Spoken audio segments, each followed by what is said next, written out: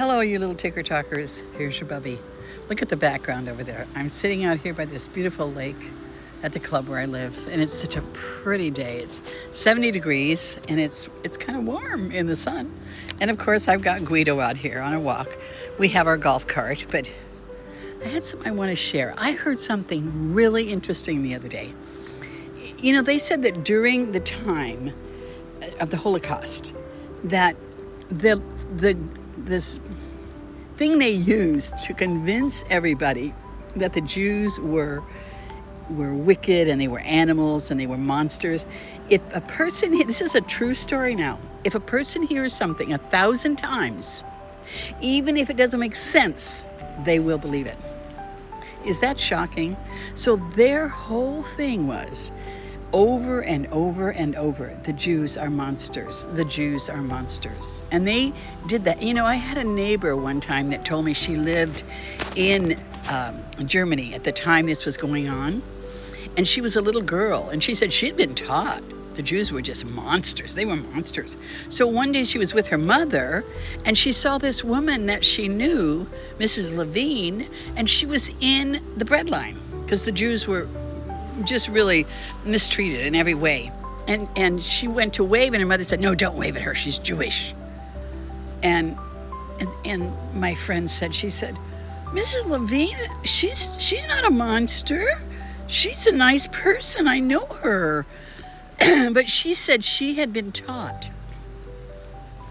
they were monsters. And if you hear it enough, this is why when you get these narratives, racist is one of them. You're racist. You're a bigot. And like with Trump, they say he's a felon, a pedophile, and a rapist. And they say it over and over and over. It doesn't matter that they don't know that for sure. It just matters that they hear it over and over and over. And by the time they've heard it 1,000 times, they will believe that. And I think many of them already do, that he's a felon, he's a pedophile, and he's a rapist.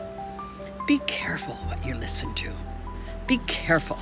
I'm going to tell you flat out. I know some of you guys hate MAGAs.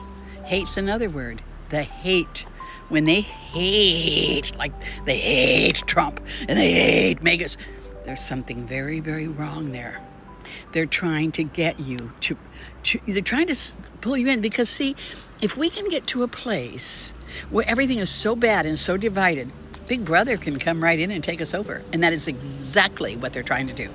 Now, you want to go ahead and participate in that hate and in all that rhetoric that isn't true, those lies, you're helping Big Brother come in and take us over. It's just the way it is, believe it or not. I've had so many people I thought were friends that have turned into monsters. Another word they use all the time, the F word. Have you noticed how the left, F him, F you? I mean,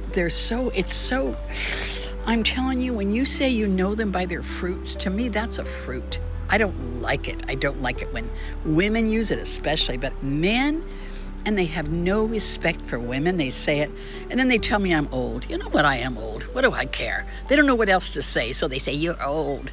Well, you're ugly. I mean, what the hey, I'm old.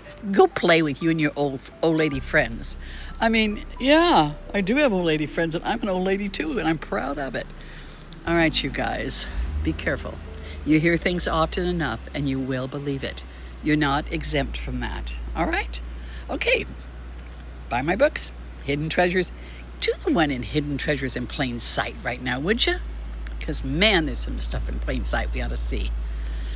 Okay, until next time, this is your friend. Look at how I'm fading out here. It must be the sun's hitting me too strong. Anyway, until next time, this is your friend, Velma Hagar, and Bubby to many of you, bidding you a blessed day and saying, "Here's looking at you, kiddo." Bye.